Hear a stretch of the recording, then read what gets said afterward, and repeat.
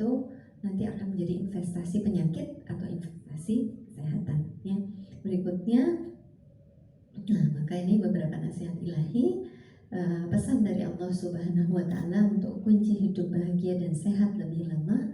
Lanjut ya, ini ada tiga konsep makan yang dipesankan oleh Allah Subhanahu wa Ta'ala. Yang dua biasanya kita sudah memahaminya dan ya udahlah, memang iya makan itu harus halalan thayyiban gitu ya. Halal itu hal-hal yang langsung slide berikutnya. Ya, ini surat Al-Baqarah ayat 168. Ini tentang halal ya. Ya ayyuhan nasu kulu mimma fil ardi halalan thayyiban wa la tattabi'u khutuwatis syaitan innahu lakum aduwwum mubin ya. Hai sekalian manusia, ini yang dipanggil manusia, bukan hanya ya ayyuhal muslimin gitu ya, bukan hanya muslimin, tapi yang dipanggil ini manusia. Pesannya apa? Allah berpesan, makanlah ya. Jadi diperintahkan untuk makan. Kulu itu kalimat perintah ya. Jadi ternyata Allah itu makan aja disuruh. Padahal kita makan nggak disuruh juga udah makan aja ya. Ada makanan di depan, segera kita makan, nggak pakai disuruh ya. Nggak ada juga kita cari gitu ya. Tapi ini Allah memerintahkan, kulu ya, makanlah apa-apa yang ada di muka bumi. Syaratnya dua, halalan thayyiban. Halal ya, yang diperintahkan oleh Allah untuk, jadi kalau halal itu orientasinya biasanya akhirat ya. Biasanya secara kebendaan meskipun mungkin kan gizinya banyak misalnya gitu ya, emang daging babi kenapa sih nggak boleh gitu ya. Seandainya pun gitu ya, daging babi itu manfaatnya disebutkan secara ilmiah banyak, nggak ada kejelekannya. Itu ketika Allah menyebutkan itu haram, maka jiwa imaniah kita itu akan mengikuti ya. Bukan semata-mata karena zatnya gitu ya, tapi itu adalah perintah dari Allah Subhanahu wa Ta'ala ya. Ini yang kedua adalah thayyib ya. Thayyib itu baik ya. Jadi baik itu kita menjaga yang baik-baik saja yang masuk ke dalam tubuh kita ya. Kalau kita melihat angka kemandulan, infertilitas pada pasangan muda itu sekarang lebih banyak daripada zaman-zaman dulu ya. Zaman dulu nggak pakai, memang katakanlah oh iya zaman dulu kan memang nggak ada KB, orang tua kita anaknya 11, 12, 15 gitu ya. Itu dari satu ibu ya, bukan 2 atau 3 apalagi 4 ya. Satu ibu itu bisa melahirkan belasan anak ya. Tapi sekarang ada orang yang menikah 4 tahun, 5 tahun, 7 tahun, 12 tahun baru bisa punya anak. Itu juga pakai perjuangan, pakai promil, pakai bayi tabung dan sebagainya. Salah satunya karena makanannya ya. Jadi biasanya kalau sudah orang promil itu salah satu programnya adalah diet, jaga makan ya. Jadi nggak boleh makan ini, harus makan itu, harus makan itu. Tapi kalau sudah menikah sebenarnya terlambat ya. Karena apa? Racunnya udah numpuk ya sebelum-sebelumnya ketika masih muda, masih SMP, masih SMA, masih kuliah itu makan bakso, cabenya 3 sendok ya, sambalnya 3 sendok, sausnya 3 sendok ya. Belum lagi nanti mangkoknya dicuci, airnya cuma seember dipakai untuk seharian ya. Masya Allah ya kalau kita lihat embernya abang tukang bakso itu ya, luar biasa ya. Belum lagi kalau kita lihat gorengan ya, minyaknya tukang gorengan itu juga seru banget, warnanya nggak jelas gitu ya, antara coklat, hitam, apa abu-abu gitu ya. Itu saking, tapi memang katanya semakin sering untuk dipakai goreng itu semakin gurih gorengannya, katanya gitu ya. Masuk akal sih karena kan bumbunya nambah-nambah gitu ya. Tapi itu ya, thayyib ya, itu seringkali thayyib ini terlewatkan untuk hal-hal kecil seperti itu. Padahal mungkin ketika dia bilang aku sehat-sehat aja kok, makan-makan ya mungkin maksudnya ya, tapi ternyata investasinya adalah kanker, baru muncul 20 tahun kemudian ya. Ini ya, diikuti dengan dan janganlah kamu mengikuti langkah-langkah setan. Ya, ayat berikutnya di surat Al-A'raf ya, apa langkah setan itu ya?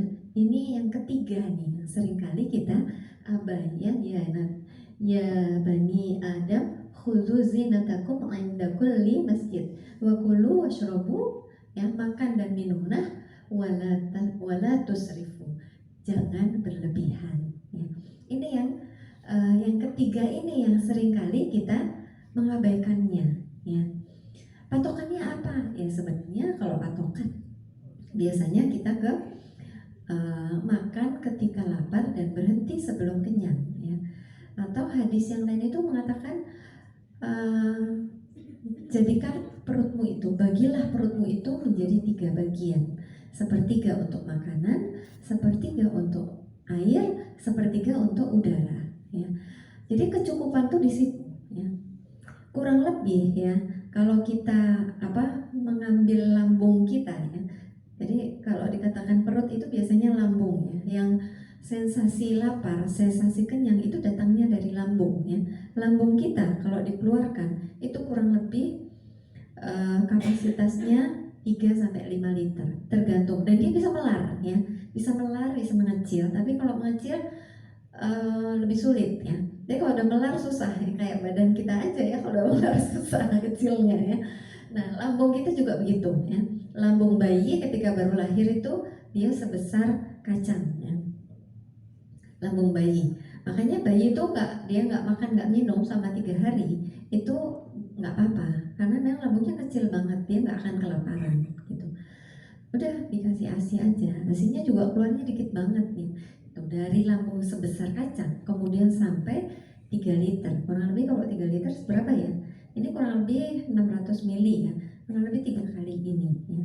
Jadi bayangkan kalau kita pergi ke restoran, warung bakso atau warung mie ayam ya. Mie ayam itu satu porsi, mie itu kan ngembang gitu ya. Kalau udah satu porsi kurang lebih 1 liter aja katakanlah gitu ya. Terus kita masih minum es campur 1 liter lagi. Biasanya kekenyangan ya, rasanya udah kekenyangan. Berarti sudah over capacity ya. Dengan 2 makanan itu saja. Herannya 1 jam kemudian ketika ada gorengan lewat, kita masih gorengan gitu ya. Udah bisa tuh masuk gitu ya. Karena memang setelah dari lambung itu diproses masuk ke dalam usus halus ya. Jadi ini jangan berlebihan ya. Karena apa? Dari lambung ya sampai selesai proses pencernaan itu kurang lebih 14 jam ya. 14 jam. Jadi sebenarnya kalau orang itu makan 2 kali sehari itu cukup. Karena apa? Udah benar-benar habis baru diisi lagi ya. Benar-benar habis baru diisi lagi. Intervalnya kurang lebih 12 jam. Jadi kalau jam 6 pagi sama jam 6 sore ya. Dan itu pun sebenarnya kita bisa mengatur tubuh kita untuk mempunyai ritme makan ya. Kalau kita dengar ceritanya OCD misalnya, jendela makan itu kan makannya cuman dia kasih 6 jam misalnya ya, cuma sekali ya. Tapi dia bisa sehat-sehat saja karena memang tubuhnya disetting untuk makan hanya 1 kali. Jadi keputusan untuk kita makan sekali sehari atau 2 kali sehari atau 3 kali sehari sepanjang kita sehat itu berada di tangan kita ya. Ini itu ya, jangan berlebih-lebihan nah. Dan akhirnya adalah innallaha la yuhibbul musrifin ya. Sesungguhnya Allah tidak menyukai ya. Jadi kalau tidak menyukai artinya membenci ya. Jadi ketika kita makan berlebihan, ingatlah ayat ini bahwa innallaha la yuhibbul musrifin ya. Jadi kalau kita makan berlebihan itu, wah berarti aku menjadi orang yang saat ini sedang tidak disukai sama Allah gitu ya. Nah ini betapa cuma soal makanan ya. Selanjutnya ini ya. Jadi itu pola makan itu 3, halal, thayyib, dan tidak berlebihan ya. Halal sesuai sesuai dengan rambu-rambu dari Allah, thayyib sesuai dengan kaidah kesehatan dan tidak berlebihan, itu tidak mengikuti langkah-langkah setan ya. Kemudian yang ketiga dan berikutnya ya ini halal ya, beberapa ayat tentang halal insya Allah kita pahami semuanya. Lanjut saja. Ini ya, jadi yang thayyib ini kita sering menyebutnya sebagai makan sehat, makan untuk sehat bukan untuk kenyang. Selanjutnya ya ini ya, menu seimbang itu kurang lebih kayak gini ya, lengkap dengan termasuk dengan gizi mikronya. Jadi sekarang banyak fenomena orang yang gemuk tapi kurang gizi, badannya gemuk tapi ternyata ketika dites kurang darah, HB-nya rendah, pantesan gemuk tapi ngantukan gitu ya. Dikiranya karena kebanyakan makan, tapi ternyata memang karena kurang gizi ya. Itu kan orang gimana sih kok bisa gemuk kurang gizi? Ya itu berarti kekurangan gizi mikro. Ini banyak sekali pada anak-anak sekarang yang picky eater ya. Makan maunya, ini anak saya juga gitu ya. Makan udah nasi pakai nugget, nasi pakai sosis ya. Udah gitu, jarang makan sayur, jarang makan buah. Akhirnya terjadi kekurangan gizi mikro. Ketika COVID kemarin ya, itu ternyata banyak sekali lagi booming pemeriksaan vitamin D. Ya. Ternyata apa? Ada yang pernah cek vitamin D dalam darahnya? Ya, saya termasuk rendah ketika itu. Saya lupa ya. Kalau nggak salah 12 apa gitu ya. Sementara saya hanya 2. Jadi kurangnya banyak banget. Dan itu ternyata menurunkan imunitas gitu ya. Maka perlu suplementasi vitamin D. Ini gizi mikro ya. Kita dapatkan dari makanan yang berwarna-warni ya. Kemudian variatif ya, karena setiap makanan itu berbeda kadar gizinya. Tidak ada makanan yang super. Misalnya katanya brokoli itu superfood ya, jadi setiap hari makannya brokoli, nggak makan yang lain-lain. Aku doyannya cuma brokoli gitu ya. Nah, brokoli memang bagus, tapi kita juga perlu dari wortel. Kita perlu juga zat besi dari misalnya labu kuning ya, atau labu yang putih itu juga sangat tinggi bahan yang mengandung anti kanker ya. Jadi kalau kita mau terhindar dari kanker, itu makan yang putih-putih ya. Toge apalagi? Loba apalagi? Ya, yang putih ya, warnanya kol ya. Itu makanan yang mengandung antioksidan tinggi dan mereka jadi anti kanker ya. Mencegah sel kanker itu berkembang biak lebih cepat ya. Kalau hijau untuk meningkatkan daya tahan tubuh, imunitas ya, hijau-hijau dan seterusnya. Ini ya, jadi warna-warni dan variasi. Kalau hari ini daging ayam, besok mungkin daging sapi, besok tahu tempe gitu ya, diganti-ganti karena protein juga berbeda-beda ininya ya, macam-macam ya. Nah, protein ya, lanjut. Nah, ini lengkap ya, lengkap karbohidrat ya, bukan cuma karbo. Ini ada sebuah iklan ya yang terkait dengan karbohidrat.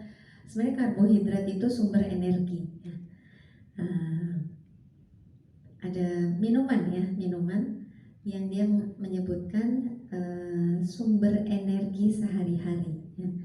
Saya lupa ya, sumber energi sehari-hari kalau nggak salah gitu ya. Kemasannya hijau ya.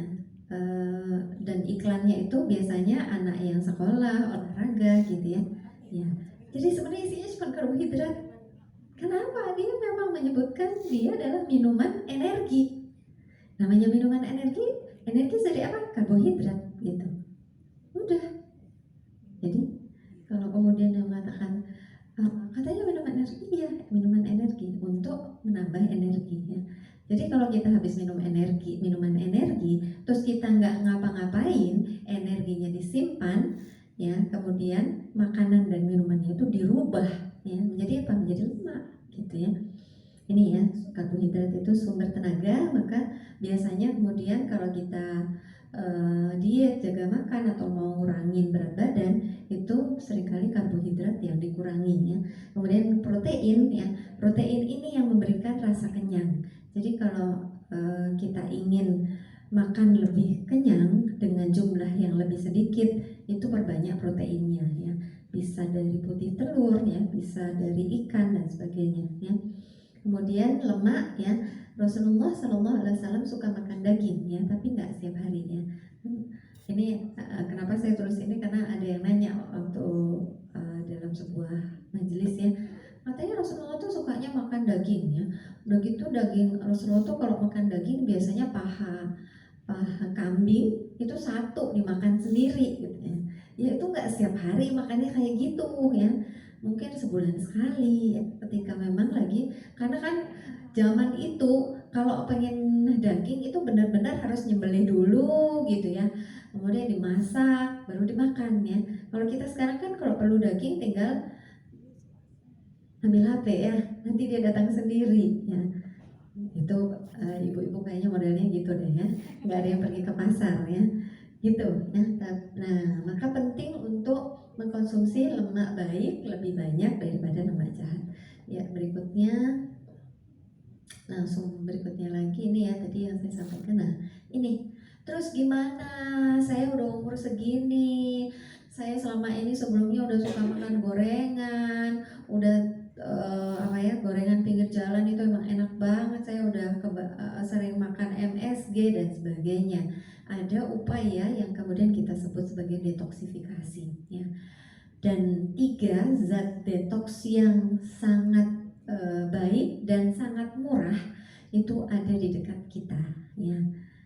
Jadi kalau sudah terlanjur misalnya nih, wah iya saya tuh emang suka makan gorengan, suka makan kerupuk, hati-hati ya, kerupuk ya, kerupuk keripik ya, itu kelihatannya makanan sepele kecil, tapi dia kalorinya sangat tinggi dan kandungan minyak jenuhnya juga sangat tinggi karena mereka digoreng. Kalau misalnya sekarang ada lagi ya, iklan itu biasanya dibakar bukan digoreng, sama aja. Mereka juga isinya cuma tepung ya, tepung yang ditambahin garam ya. Jadi kalaupun mungkin secara minyak dia nggak ada, tapi tetap kalorinya ada ya. Jadi tetap ya, hati-hati dengan kerupuk keripik, nggak bikin kenyang tapi kalorinya banyak ya. Nah ini kalau saya tuh memang suka banget makan kerupuk, terus tiba-tiba trigliseridnya tinggi, kolesterolnya tinggi, gimana dong gitu ya. Maka detoksifikasi bisa kita lakukan dengan konsumsi 3 bahan ini ya. Yang pertama adalah minyak zaitun ya. Minyak zaitun ini adalah minyak tak jenuh yang bisa menaikkan level kolesterol baik. Kolesterol itu kalau kita periksa, di sini ada medical check up secara berkala setahun sekali ya. Oh enggak ya? Nah, coba kalaupun enggak dari kantor ya, pakai BPJS itu memang harus minta pengantar ya.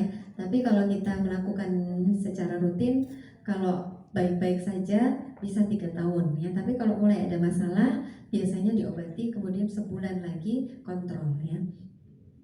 Kalau periksa kolesterol itu perhatikan ya, jangan hanya terpaku pada kolesterol total ya. Biasanya kolesterolnya berapa dokter? 250. Waduh tinggi banget ya gitu. Maksimal 200 ya. Nah, lihat lagi ya, perhatikan lagi ada kolesterol itu komponennya HDL dan LDL ya. HDL itu high density lipoprotein. Yang tinggi densitasnya itu adalah kolesterol yang baik. Kalau dia beredar, maka dia mengambil kolesterol LDL untuk pulang ke liver, untuk kemudian diolah di liver. Jadi liver ini yang mengolah sampah-sampah di dalam tubuh kita ya. Jadi diambil tuh sampah-sampah minyak dari organ-organ tubuh kita, kemudian oleh HDL dibawa ke liver untuk kemudian diolah dan dibuang melalui feses ya. Jadi kalau kita setiap pagi buang air besar, itu adalah salah satu hasil kerja liver ya. Livernya habis bersih-bersih semalam ya. Salah satunya lemak ya. Kemudian LDL, low density lipoprotein, ini adalah kita sering menyebutnya kolesterol jahat. Sebenarnya sih nggak ada yang jahat ya. Allah menciptakan itu semuanya bermanfaat.